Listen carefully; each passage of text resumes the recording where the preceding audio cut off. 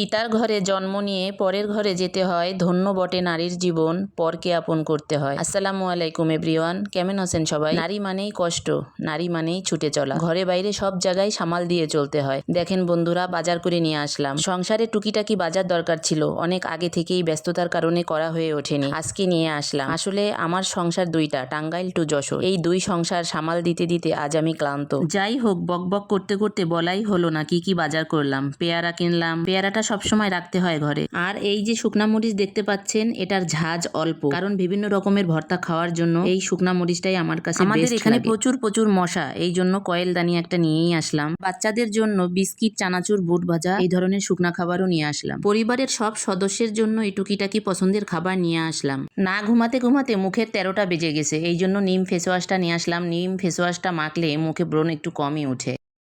শীত চলে আসছে, পিঠা খাবো না তা কি কখনো হয়? তাই পিঠা বানানোর জন্য একটা সাজ নিয়ে আসলাম, কারণ গ্যাসের চুলায় এই সাজে নাকি খুব ভালো পিঠা হয়। আমার কিছু পরিবারের সদস্য আছে, ওদের জন্য আমি এই ওষুধগুলা নিয়ে আসলাম। সেই সদস্যগুলোকে আরেকদিন আপনাদের সাথে শেয়ার করবো ইনশাআল্লাহ। আচ্ছা বন্ধুরা, বলতে পারেন পুরুষ বেশি কষ্ট করে নাকি নারীরা? কমেন্ট বক্সে জানিয়ে যাবেন। আপনারা সবাই ভালো থাকবেন। আল্লাহ হাফেজ।